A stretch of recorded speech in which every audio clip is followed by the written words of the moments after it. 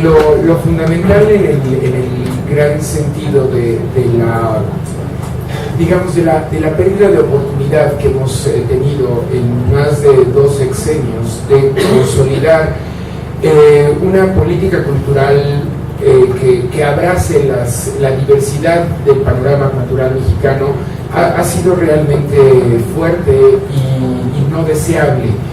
Cuando en el último informe de gobierno se presenta esta posibilidad muy deseada por la comunidad cultural de crear una Secretaría de Cultura, abre posibilidades. Sin embargo, también es cierto que las reformas estructurales que se ha planteado este gobierno han sido francamente debatidas y con poca participación democrática en su construcción y en su debate público.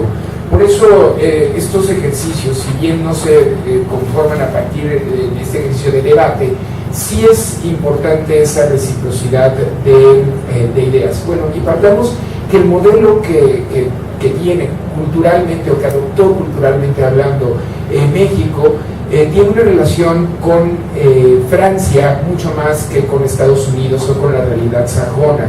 Y es que el modelo francés tiene como megaestructura al Estado. Un Estado protector, un Estado que tiene como baluarte, y con la Constitución de 1917 fue fundamental hablar precisamente de una democratización de la sociedad y de los poderes y de los estamentos.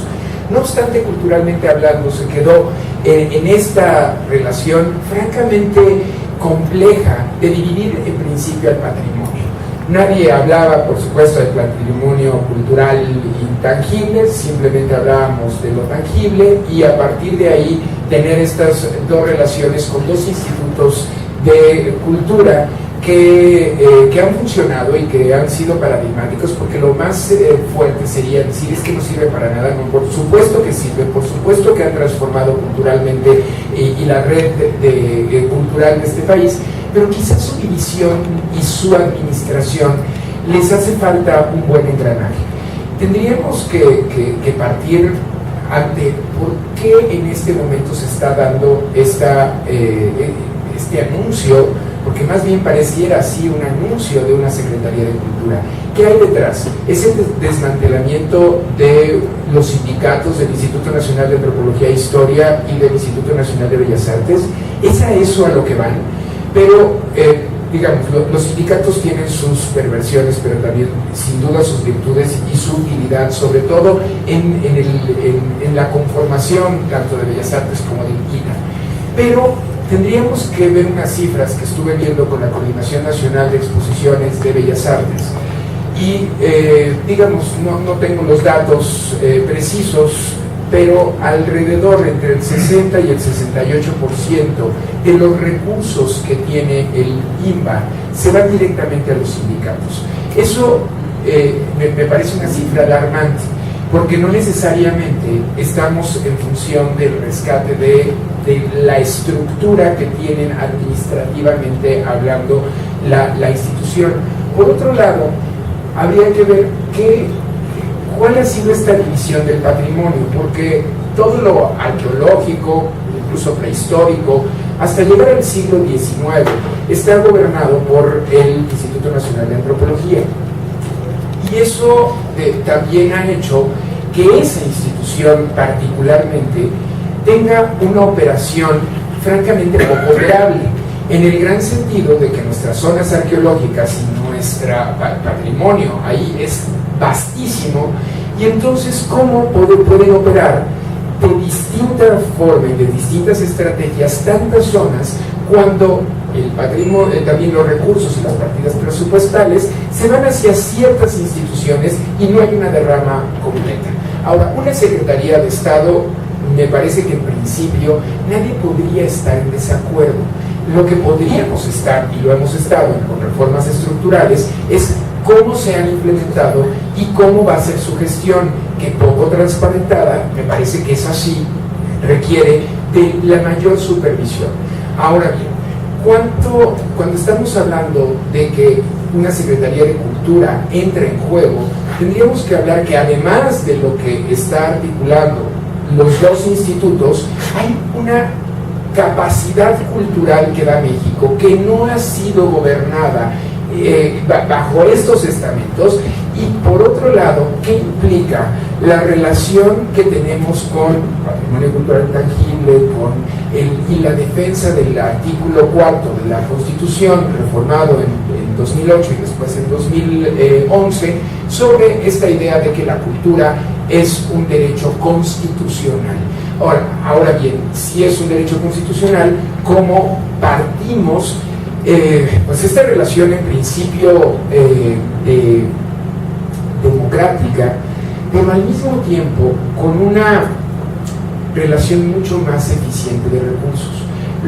También desde Fundación Carlos Slim, que es pues el organismo a la cual está adscrito los Museos Sumaya y el Centro de Estudios de Historia de México, Carson, vemos y hemos estado interactuando desde su gestación en la creación de proyectos que puedan hermanar el espacio público y lo no gubernamental. No le llamemos privado porque también tiene una connotación, desde lo no gubernamental.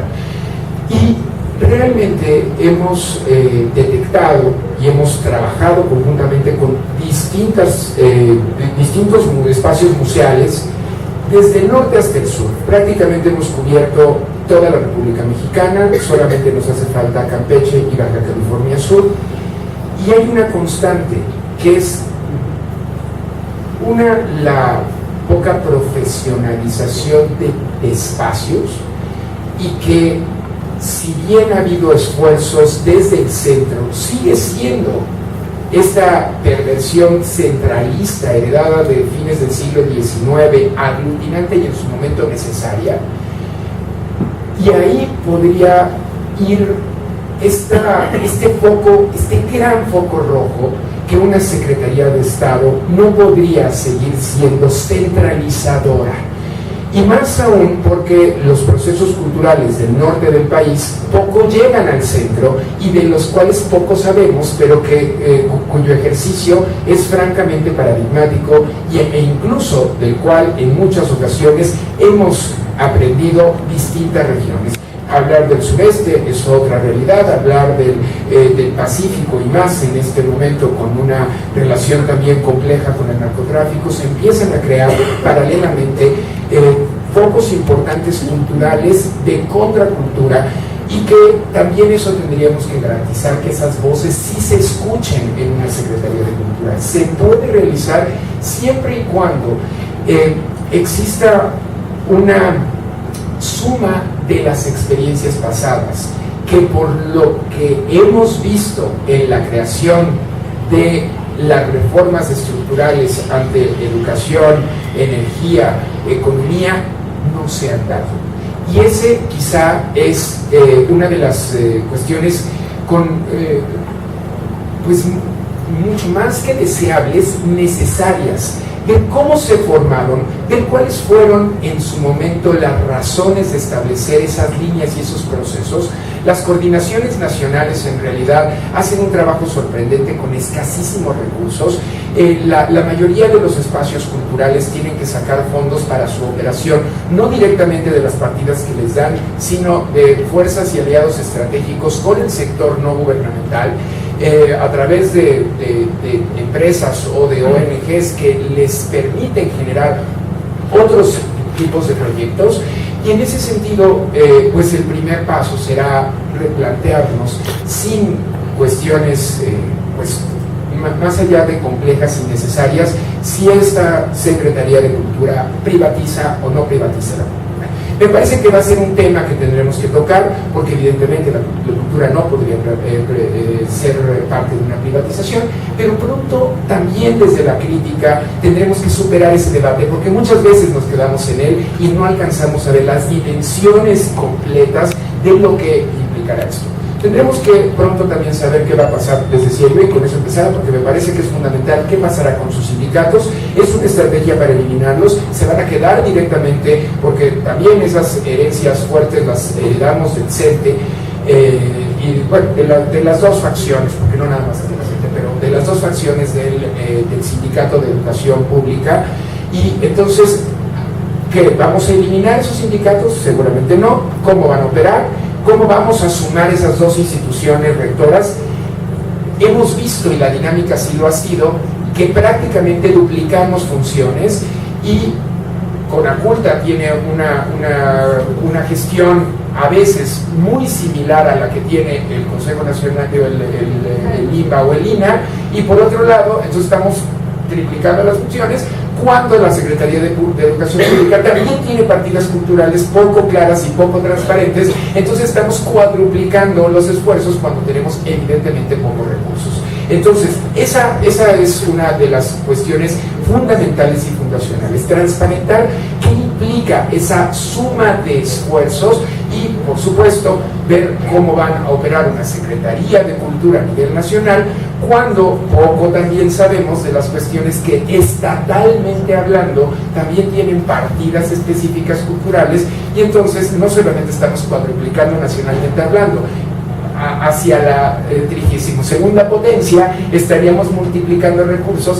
cuando no están siendo claros esa relación, en principio presupuestal, pero también veamos de formación de ideas y de nuevos procesos culturales. ¿Qué va a pasar con manifestaciones culturales urbanas? ¿Qué pasa si cultura, hablar de cultura pues también sería hablar de comida, hablar de música, hablar de una suerte de aspectos que generalmente cuando se gestó el Consejo Nacional para la Cultura y las Artes, teníamos un proceso más de esta visión hacia los Estados Unidos, de cómo opera pues, no sé, el Kennedy Center y otros tipos de organismos que tienen fideicomisos y que tienen endowments muy sólidos, y que aquí no estamos hablando de esto, porque la participación no gubernamental se queda bloqueada simplemente para estas alianzas. Y por otro lado, cómo podemos pues optimizar también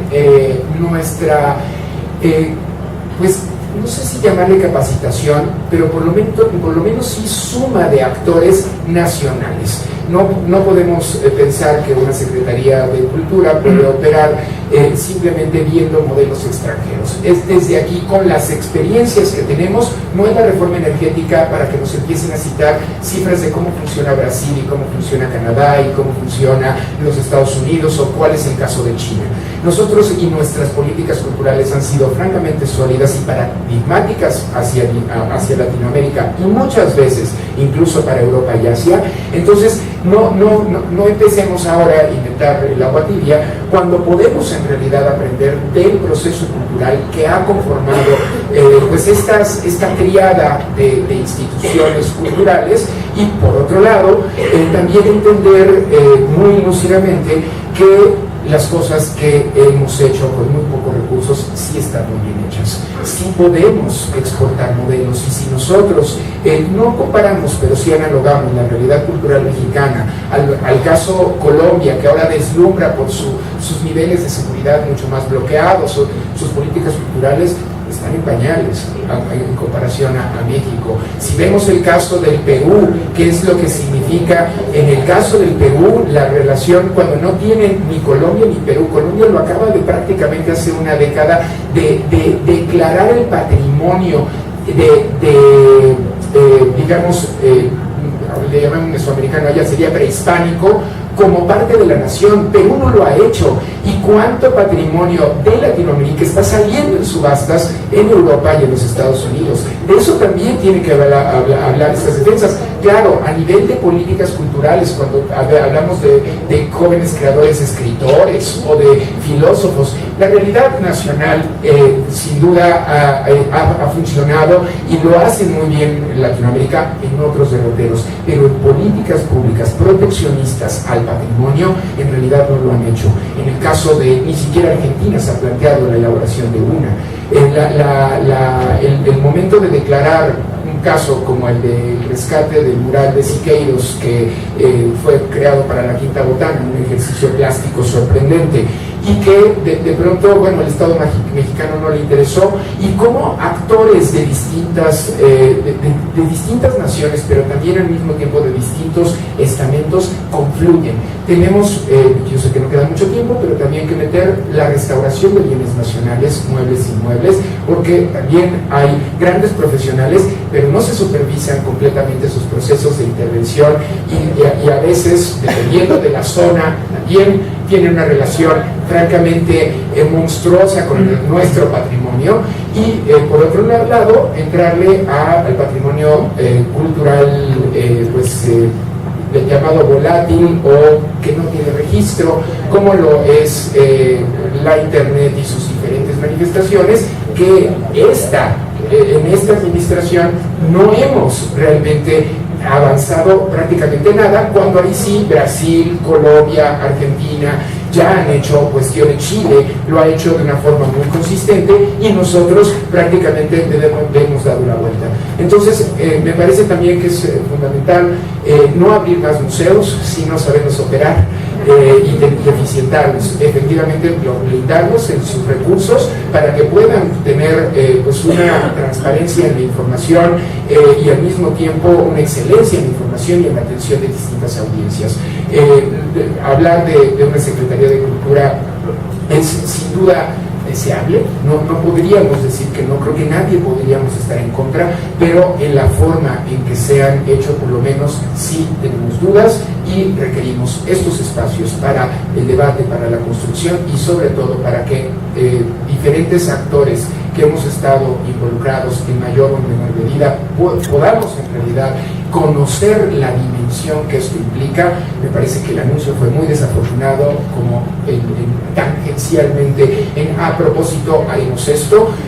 Me parece que también es importante exigirlo, y por supuesto que los profesionales que han construido y que han realizado esa creación de esas instituciones tendrán que ser convocados, si no de manera gubernamental, por lo menos en estos foros, para decir qué aprendimos de esas grandes lecciones, qué sí hicimos bien, o cuáles serían los siguientes pasos que desde la perspectiva, no de lo deseable, de lo real, conociendo nuestros tableros y conociendo nuestras fichas, podemos en realidad emprender una reforma necesaria hacia la protección, la conservación, la investigación y la difusión y la accesibilidad en servicios de nuestros distintos tipos de patrimonio. Muchas gracias.